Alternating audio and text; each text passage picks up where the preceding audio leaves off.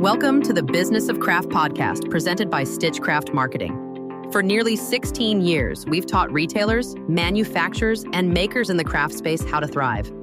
Be sure to subscribe so you don't miss an episode. And if you like what you hear, leave a review to help others find our content. Hey everybody, and welcome back to another episode of Business of Craft. I'm your host, Leanne Pressly, and today we're diving into a topic that has completely reshaped modern marketing, and that is influencers and content creator partnerships. So as you know, for this season, if you've listened to any of our episodes, you know that I am excerpting chapters from our book, Marketing Magic for Savvy Craft Businesses.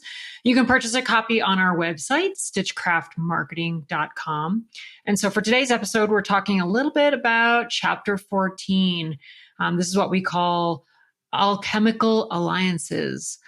Because when you find that right content creator or influencer, it's alchemy, right? It feels like magic. So let's break down what you need to know to create some of these powerful partnerships that can really, I like to say, leapfrog you in front of some of the heavy lifting, especially that a new business would be doing by partnering with influencers and content creators.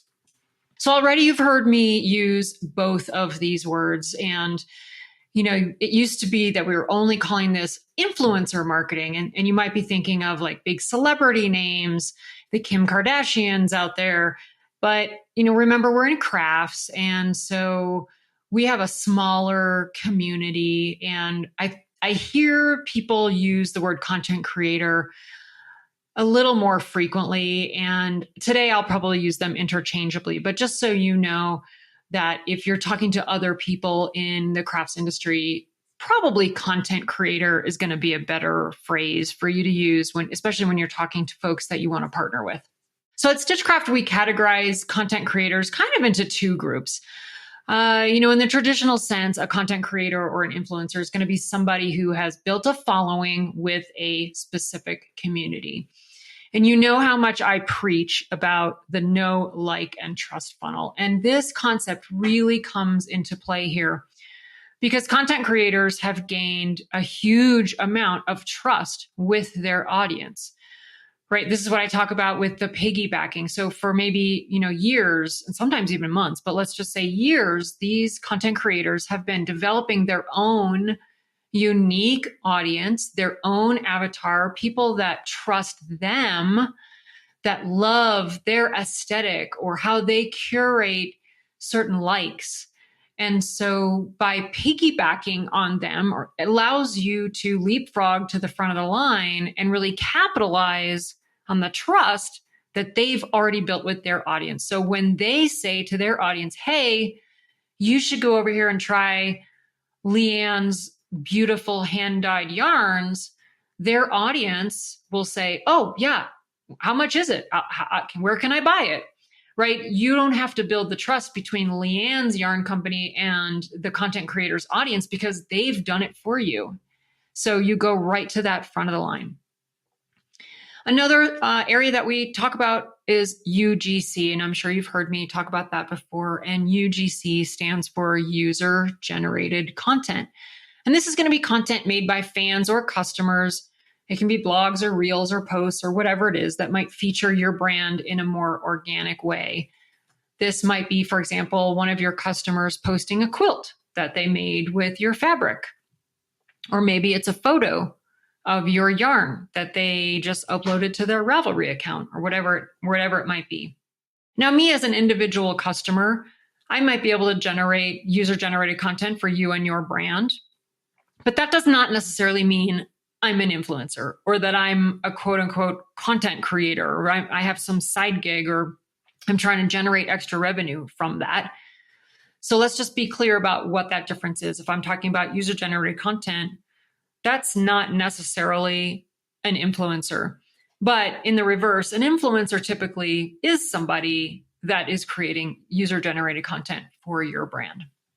A bit more vocabulary here for you. Nano influencers have about 1,000 to 10,000 followers.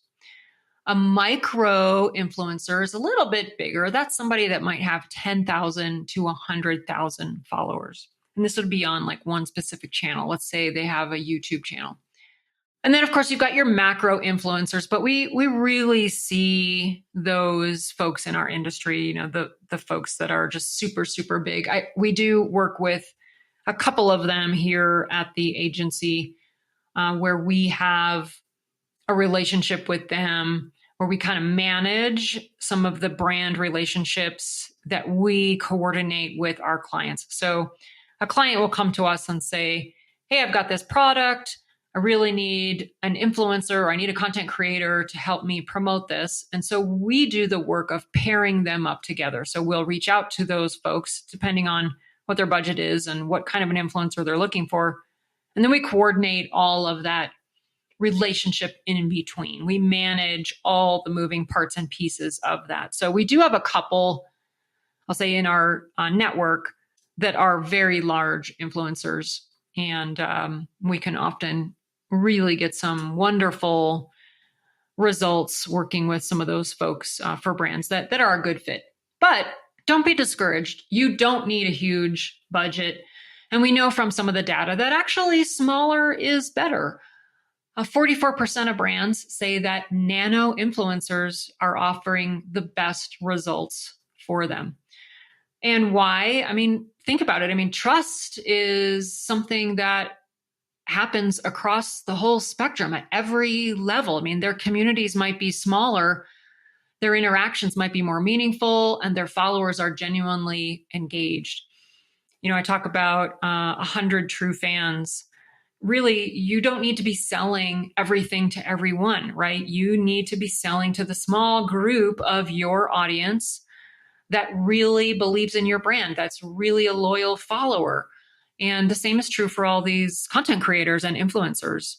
So just keep that in mind. Don't be discouraged by thinking if you don't have an influencer with a super huge social footprint that you're not going to get any results. Sometimes the reverse can be true. So why would you want to work with influencers? I mean, I think it's really obvious.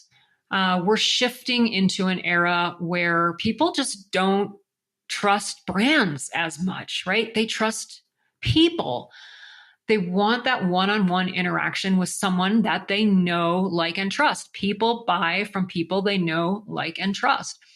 So 45% of brands now are prioritizing user-generated content and content creators over sales or even awareness campaigns. They know that this is the way to generate more brand awareness and convert more sales, is by sort of removing that big, icky corporate feeling that consumers seem to be rejecting these days. And if you're worried about authenticity, which I don't think you should be, here's the truth. Most quality content creators, they're not going to be promoting something that they don't believe in, right? And that is the sweet spot. That is why this kind of marketing works so well. It's because it's authentic. And their audiences can detect, they can sniff out what is not authentic. And, when going back to our program, when we work with influencers and content creators, we ask them up front, like, what's their wish list? What's their do and don'ts list? And we kind of create this whole profile when we work with a content creator so that we do find the right match. So I'll give you an example. We work with somebody that has a really popular, maybe the most popular YouTube channel for knitters, really kind of focused on the beginning knitter community. And she does a ton of tutorial videos. And I would even venture to say, if you Googled any sort of beginner basic technique in knitting, her channel is going to pop up first. And when we work with her, I get tons of brands. Every brand wants to work with her because she has done such a great job nurturing and developing this community that will buy anything she recommends. But part of the reason why she's so successful is because she only promotes and does tutorials for products that she would actually use, that she really believes in. So, for example, she doesn't use acrylic yarns. And so I have a lot of clients that have acrylic or acrylic blend yarns, and she's a no-go. She won't promote those. And I think that's great. That is how it's supposed to work, right? Because you want your content creator or your influencer to tell an authentic brand story about them. People trust them. And so you don't want to damage that trust by diluting, if you're an influencer and you're listening to this, by diluting, what your standards are. You really need to niche down and identify exactly what it is you believe in and what you're going to put forth. And you have to stick to that, right? Because it works on both sides. Hey there, everybody. It's Leanne Pressly with Stitchcraft. I just wanted to share with you a new announcement we have about a brand new community that we're launching in 2025. Crafting's always been about community. So why do less than 20% of craft business owners feel a sense of community with other owners in the craft industry? And that data point comes directly out of our research. We're so busy creating strong communities for our customers that we always forget we need the same level of support and guidance and camaraderie that we have curated for our customers. So our SCM, Stitchcraft Marketing, members only, provides an exclusive dedicated online space for individual and group mentorship, marketing exercises, specialized courses, accountability, and encouragement to help you level up your skills as a craft business owner. The whole community is going to be guided by the marketing professionals that run Stitchcraft Marketing, who, as you know, also love crafting. We are knitters, we're crocheters, we're sewists, we're quilters, we're garment makers. And we've been there in the trenches struggling along with our clients. And so we know what you're seeking as a business owner. If you are a small craft business owner juggling all of those responsibilities to run your business, this community is absolutely for you. Each month, Members Only is going to focus on a different topic related to running an efficient craft business. We'll have coursework, classes, opportunities for personalized coaching and mentorship. So check it out. It's going to be at our website, stitchcraftmarketing.com, and you'll see the tab at the top for Members Only. Hope to see you in there. So how do you start working with content creators? How do you find somebody? Well, if you're new to this, I've got a couple tips for you. So first, you can maybe think about people that are already in your ecosphere, right? People who are already tagging your brand. Maybe they're already posting user-generated content, maybe more frequently than other customers. Maybe they've got a public profile already. They've got an active community. Maybe you jump over to their Instagram account and you see they've got a following going already, or they've got consistent behavior on their YouTube channel.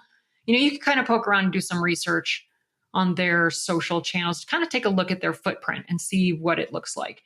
And, do they align with you? If you're a distributor or producer of acrylic yarns, you're not going to be looking for somebody that only does natural yarns, right? So make sure there is some alignment there as well. Another great place is to go to trade shows and meetups.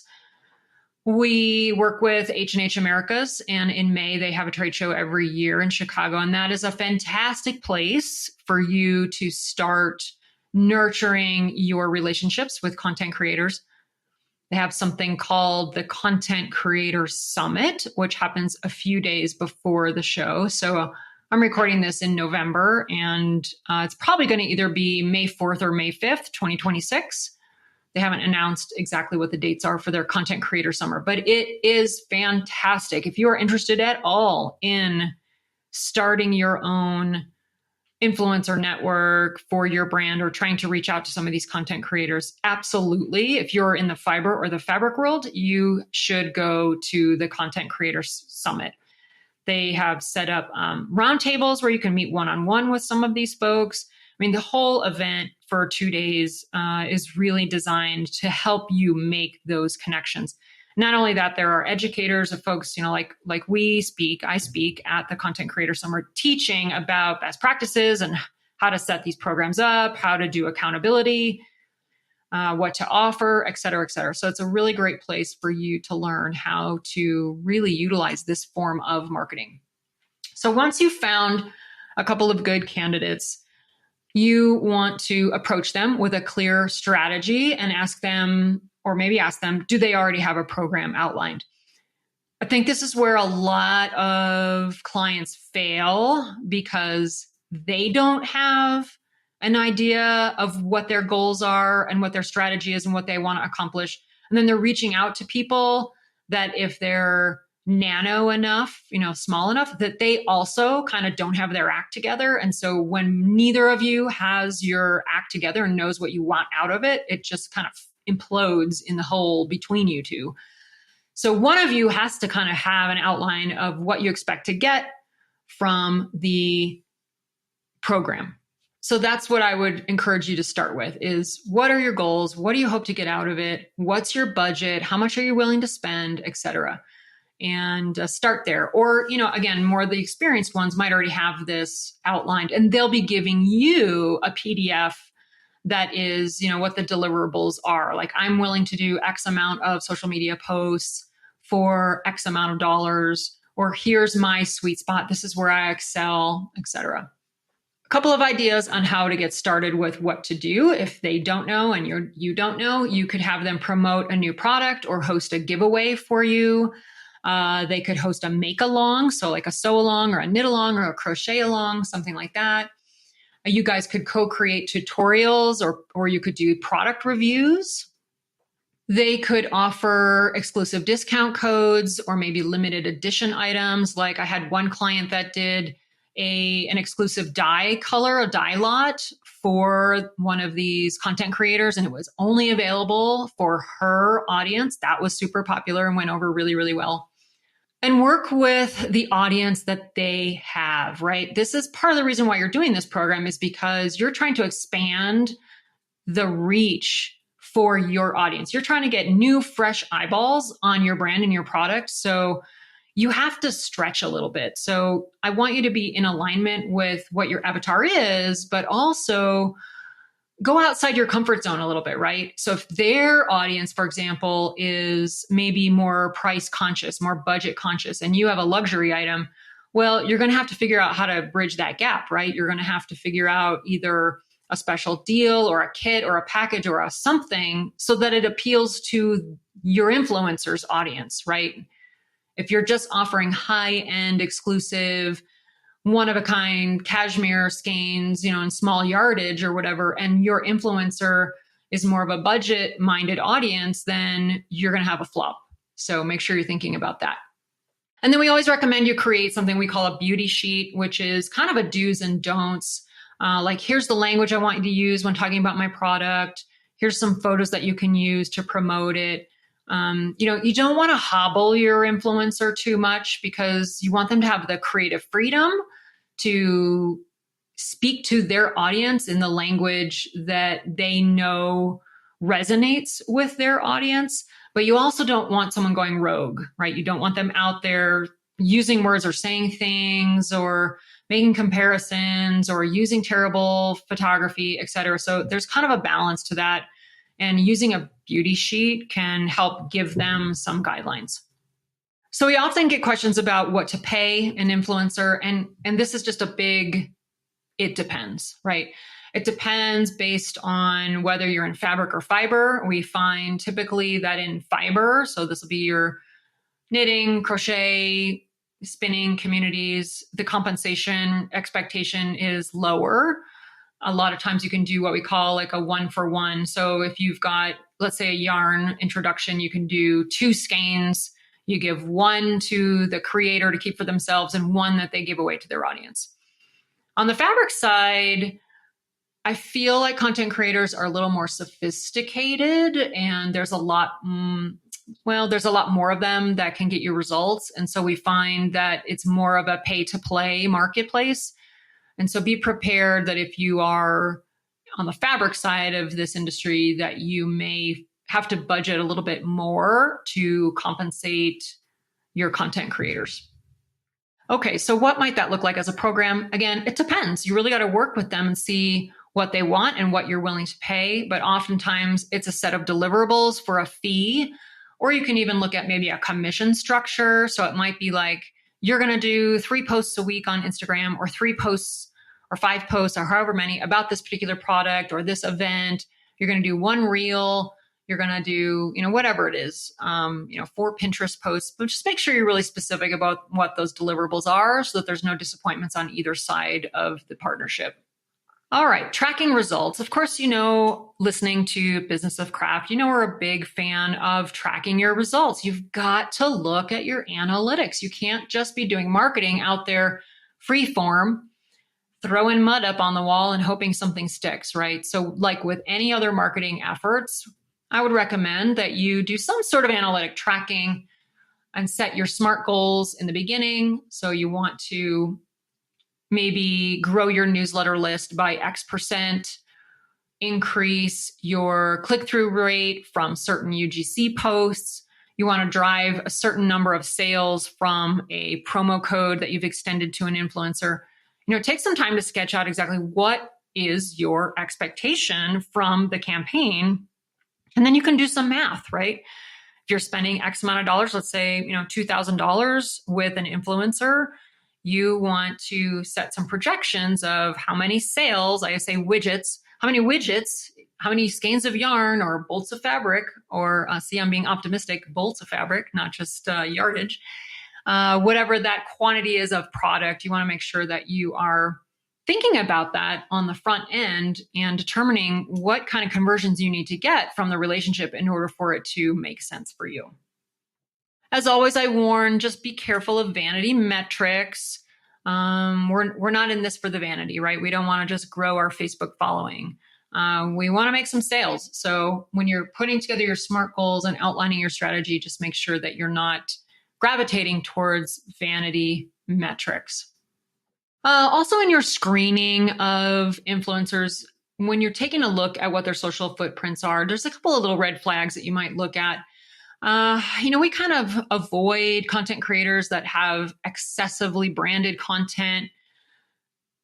We like to have a ratio when we talk about generosity marketing and give marketing. It's usually like 8-1, maybe 7-1, even 6-1. So if you've got a content creator out there that is just like sell, buy this, buy that, buy this, overly promotional, I would venture to say that those content creators are struggling to develop an authentic audience in the way that somebody who is genuinely following the best practices for generosity marketing might have an easier time developing that audience. So avoid content creators with excessively branded content, not a lot of organic engagement, maybe not a lot of audience interaction. If every single post on their Instagram account is #sponsored, that's someone probably to avoid, right? Or if they're not replying to comments, you want to really look for people that you can tell are authentically invested in their audiences and their communities, and also just really align with your products. All right, so what's your homework for this? What are your action items? I'd say if you are interested in trying to incorporate influencer content marketing as one of the legs of your stool, your marketing stool, maybe start by just identifying some nano or micro influencers in your space. Who are the folks that are continually coming up on your feed on Instagram, for example? Can you start lurking? Can you start following them for a little while? See what kind of content they're posting. And then maybe if you find a good candidate, that's somebody you reach out to and just start that conversation and see if maybe you can launch a partnership with some of these folks. All right, everybody, that's what I have for you today on this quick episode of Business of Craft. As always, this is just a little snippet of what we talk about in our book, Marketing Magic for Savvy Craft Businesses. This one's actually a pretty long chapter, so there's a whole lot more in the book where you can go deeper into the specifics of trying to build your own influencer, content creator, marketing campaigns for your brand or your business. And like I mentioned earlier, this is something that we offer clients. We have, I think right now, the last time I checked, we have over 300 influencers in our network. And we do offer this as a one-off service. You don't need to be a regular recurring revenue client at the agency in order to take advantage of our influencer program. So if this is something you want to try, maybe for 6 months, that's our minimum contract. Feel free to reach out to us at stitchcraftmarketing.com/contact and just fill out the little form there. And I will reach back out to you, or someone on our team will, to schedule time to chat with you about your interest in an influencer marketing program and see if that's something we might be able to help you with. So until next time, hope you have prosperous business operations, and we'll see you on the next episode of Business of Craft. Thanks for tuning in to another episode of Business of Craft. Hey, before you go, don't forget about all of our free resources, including our monthly magic newsletter, our twice monthly blogs, our free live monthly office hours where you can jump on, learn a topic, and get a little bit of free consulting, our executive summary of the 2023 research for craft retailers that you can download directly from our website. And we have a lot of tutorial videos as well as recordings of all of our past office hours on our YouTube channel. So find all those resources at our website, stitchcraftmarketing.com. And on our website, you can also purchase a copy of our book, Marketing Magic for Savvy Craft Businesses in Kindle, paperback, or audio format. See you next time.